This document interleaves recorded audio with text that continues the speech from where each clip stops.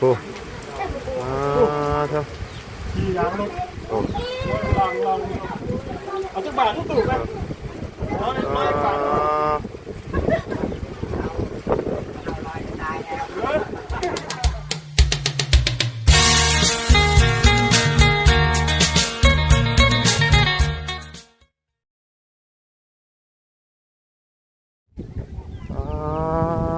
โทษเนาะพี่น้องเลย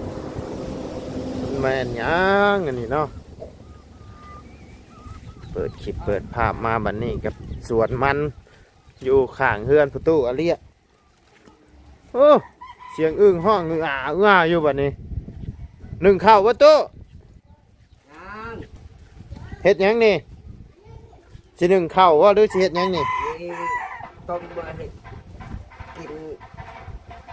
ชุบฮะเห็ดกระชุบเฮ็ดกระโชกโดยสบายดีเด้อตู้เด้อโธ่บ่ได้ลงไปหาปลาบ่โอ้ยน้ำลายเด้อสบายดีเด้อทั้งน้องเลยเมื่อวานนี่ไปหาปลาได้หลายบ่ได้หลายเนาะพอกินเลยวันนี้ก็ได้ซ้อนเลยไปจังได้เบิ่งแน่ผู้โธ่พี่น้องเอ้ย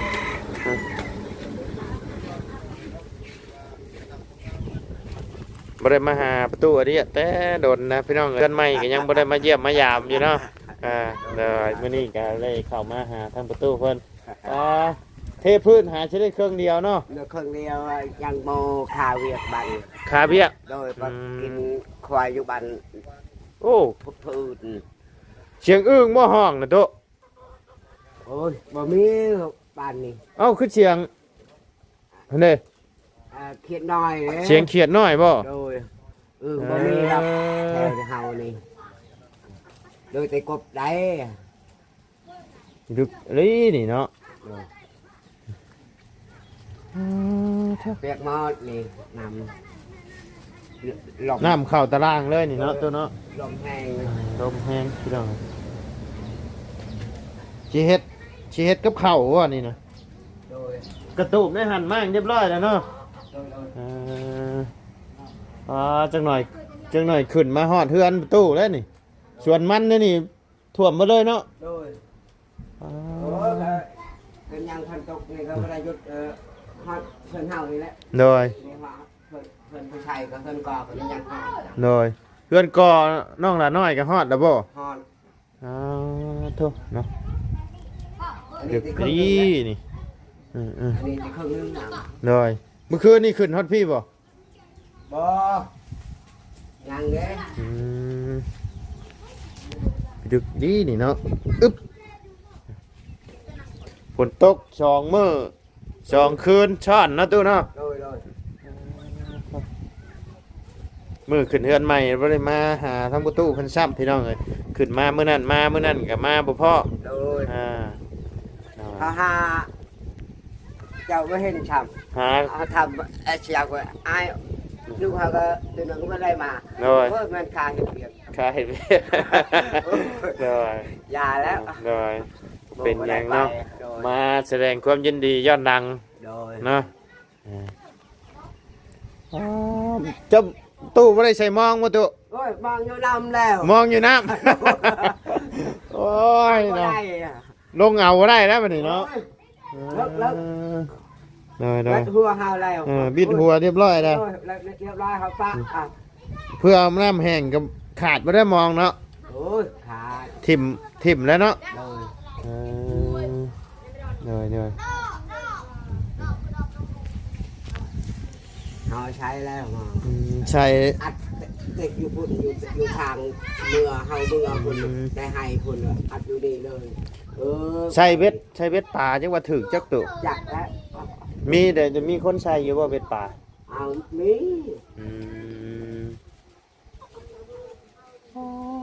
เนาะไอ้กว่าอันทะเลพี่น้องเลยบ้านนี้นั่งทะเลขึ้นยืนไปวัดทำห้วยนี่แล้วเลยคือจังหวะอยู่อันบ้านนี่ยังไงบ้านกระตุกบ่ท่วมแล้วเดี๋ยวนี้ ท่วมแล้วเดี๋ยวบ้านบางเอยไปท่วม บ้านบางเอยก็ท่วมแล้ว โดย บ้านที่ว่าอันมี17ดังอะนะ เออ ท่วมเรียบร้อย นี่ปะนี่ปบอยู่นี่ โอ้โดย โดนก็น้อยเดียวนี่ โดยบ้านที่ว่าทั้งบ่ไล่เข้าไปกับเบาบุญกับอาจารย์ลาวตอนนั้นแหละพี่น้องที่ว่าทั้ง ไปแล้ว โดย นี่ โอ้ท่วมเรียบร้อยเนาะ โอ้ ทั้งไอ้ ไปทางรถไม่ได้ไปหรอก โดยบ่ไล่เอาเครื่องเข้าไปแจกตอนนั้นแหละพี่น้องเอ้ย เออ อ่าเรียบร้อยเนาะ โดย ปบมาอยู่ใช้บัดนี้ อยู่ทางไสเก่า นี่เนาะมาอยู่หม่องโน่นๆนี่บ่ โน่นนี่ โอ้ นะ โดย เฮ็ดโตบเอาพยา อืม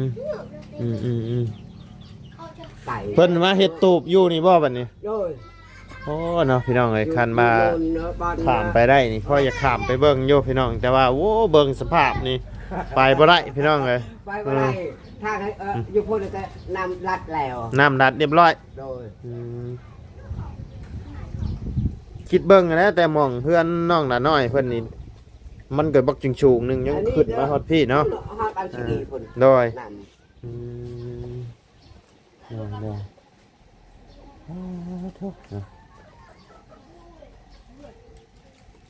อันนี้ห้องน้ำเนาะ ำโดย เออเฮ็ดห้องน้ำเฮ็ดห้องครัวนำบ่นี่โตะ โดยเฮาให้ตอนนี้อีกนะครับ โอ้คัก อันนี้เฮาน้ำนี่นะครับตอนนี้อีก คักแล้วเฮือนประตูบัดนี้บัดนี้ละจะสิบ่ได้ไปอยู่ป่าโยงสิบ่ครบเนาะ โดย สิกล้าเข้าอยู่บ่ประตูนี่ จาก ยันเห็นห้องน้ำมันงามบัดบ่กล้าเข้าอีกแล้วนี่เนาะ โดยครับ นี่แต่เอาแบบนั่งย่างย่อเอา โดย แบบพนั่งเด้อนี่ โดย ทางประตูเพิ่นคือสิบ่ถนัดปานใดดอกพี่น้องนั่งย่างย่อเอาย่องย่อเอาเนาะ โดย ตู้เนาะดึกเด้สวนมันเรานี่เนาะ โดย อันนี้เป็นสวนมันของผู้ใดนี่ตุ เดินไข่ดินนี่แล้ว อ๋อโดย ครึ่งนึงเลยเสียว พูดเนาะหม่องต้นนั่นเพิ่นเนาะไอ้สวนมันเพิ่นน่ะเนาะ โดย ถ่วมหมดเลยคันสมมุติบำ2-3มื้อยังบ่บกนี่เน่าหมดเลยเนาะ เฮาคือกันในนี้แหละเฮามันเฮาทำหวยกับเฮาปล่อยกับไอ้เสียงมันเห็นแล้ว ถ่วมบ่แล้วของตู้ก็เรียบร้อย เรียบร้อยแล้วน้ำมัน เนาะ เขาพอใช้ก็นาเขาก็หมดแล้วมื้อนี้ เออ ไปบ่ได้ เนาะ เฮาอยากไปใหม่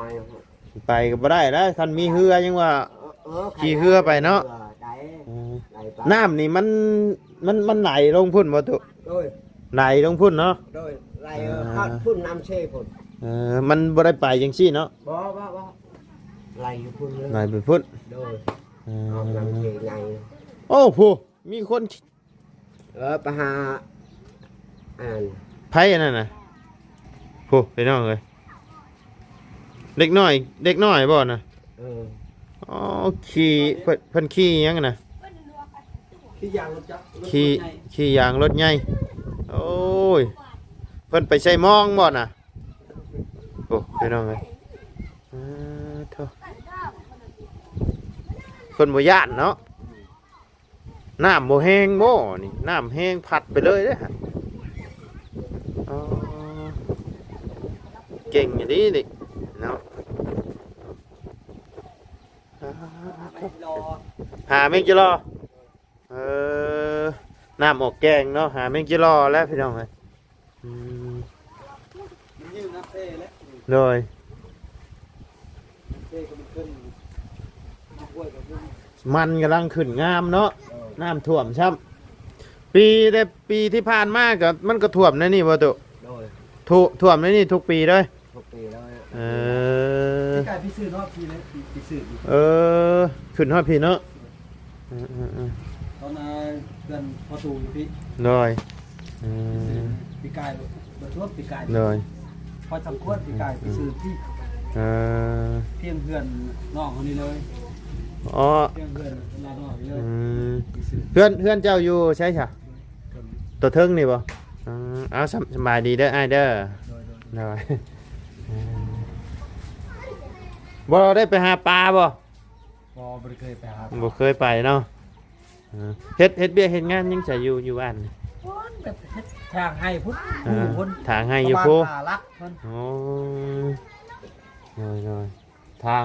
ปลูกข้าวบ่ โดย อืมน้อย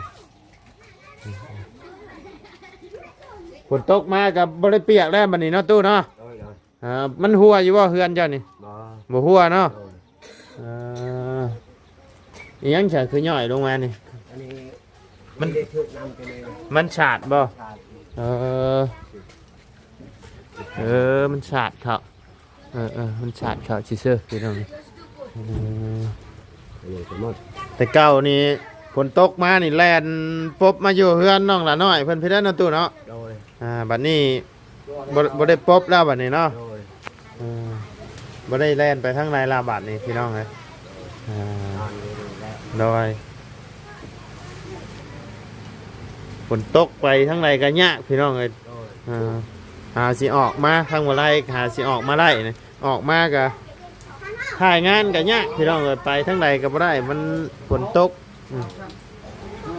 ถ่ายคลิปถ่ายเวียกก็มันฝนตกลำบากแน่ถ่ายแล้วบ่มีสัญญาณลงบ่ได้อีกหลายอย่าง มาหน่อยดิ หน่อย ให้เรียกกระคา หน่อย ไปเบิ่งชวนไปเบิ่งให้กระคา หน่อย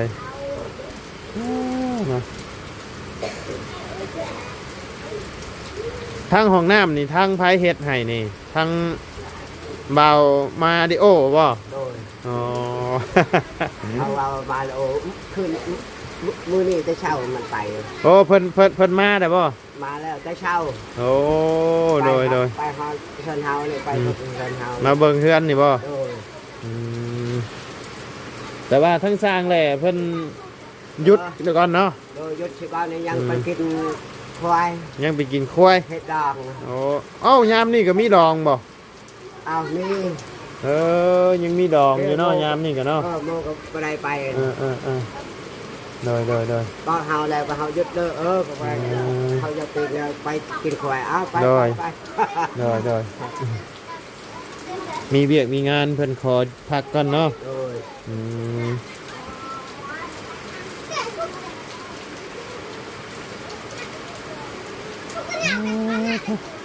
อีกหน่อยมาแตะเล่นน้ำเพิ่นหนาวเลยน้องละน้อยไปหาปลาบ่น้องละน้อยนี่เนาะ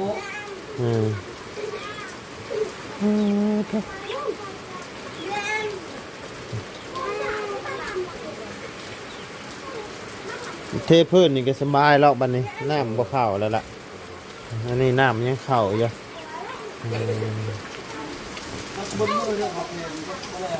หน่อยจักมือเพิ่นเทนี่มือเดียว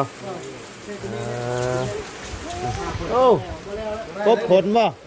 หน่อยเอาสบายดีเด้อเนาะสบายดีหน่อย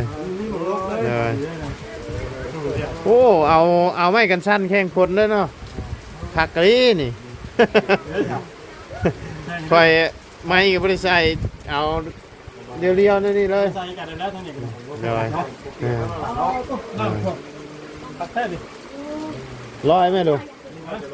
ร้อยไหม ลอยหรอ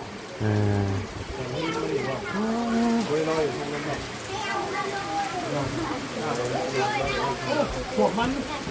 ต้นกล้วยมันจะไป จำบะปิแล้วผู้ต้นกล้วยต้นมันถ่วมมาเลย น้ำมันมีมันอยู่แล้ว ผู้มองต้นนั่นผู้ มันต้นกระมอด เห็น น้ น้ำท่วมใบกล้วยเห็นแต่ใบวีอยู่แบบๆผู้พี่น้องไงผู้เล็กน้อยอยู่ต้นต้นไม่วิกบ่นะ หัวป่ะ แม่นบ่ต้นวิกอ๋อผู้พี่น้องฝนตกกับบริยานผู้ลอยล่องอยู่ผู้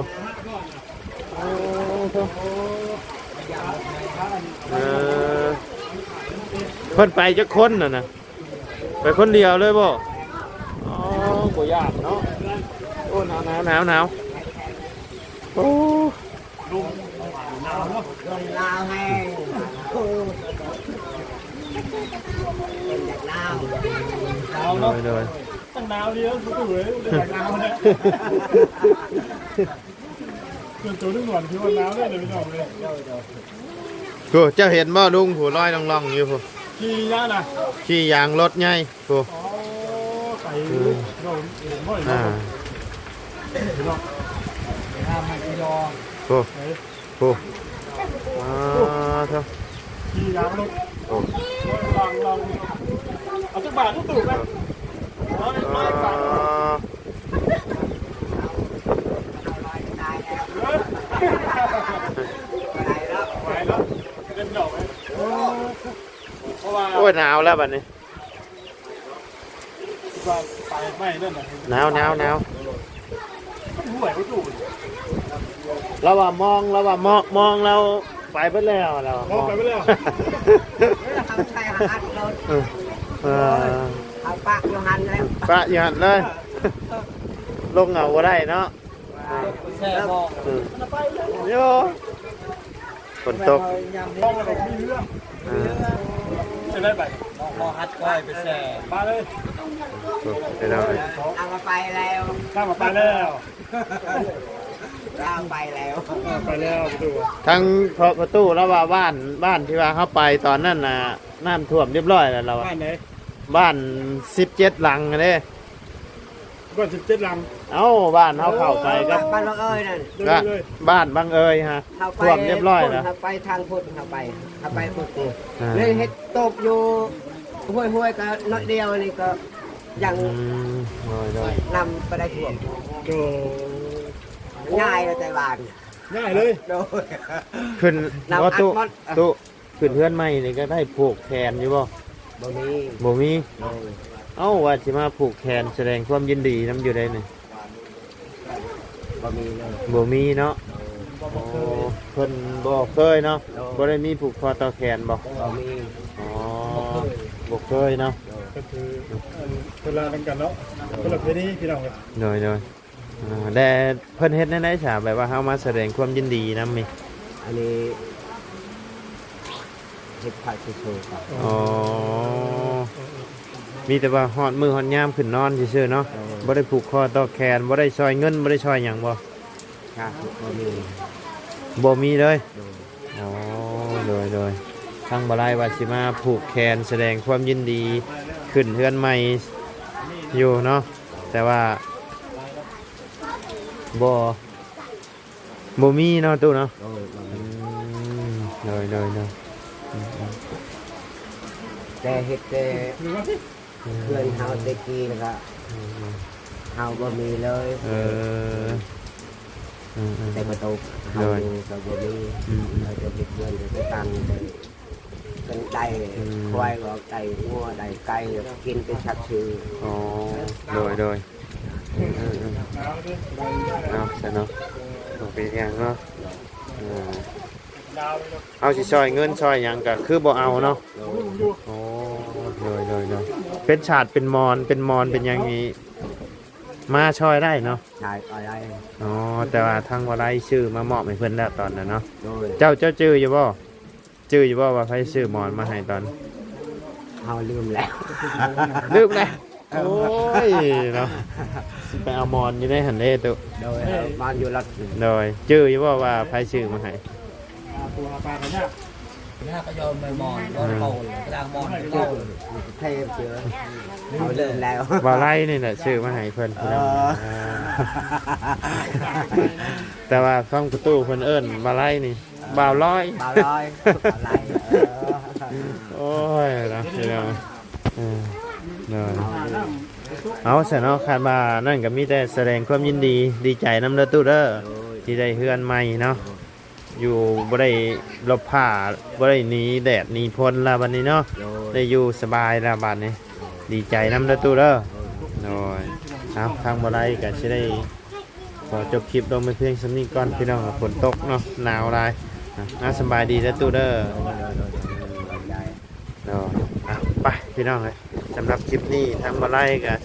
ลำลาเด้อพี่น้องเด้อผมน้ำสิขึ้นฮอดเพื่อนน้องหลาน้อยเพิ่นละได้พี่น้องเลยขอบคุณพ่อแม่พี่น้องและ FC เบิร์ดทุกคนเนาะ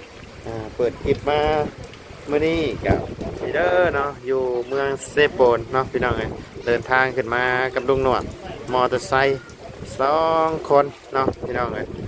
ขึ้นมากับลุงหนวด2 คนพี่น้องมากับฝนผ้าบ่เป็นใจซ้ำเนาะฝนตกผ้าลงพี่น้องเลยเปียกมาเลยพี่น้องเลยมาเมื่อคืนนี่กับห้องกระบอกนั่นพี่น้องเลยห้องพักกระบอกมีที่ได้ว่า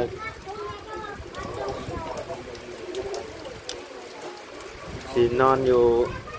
นั่นมันบ่มีห้องพักพี่น้องก็เลยขึ้นมาหาทั้งบ่บุญ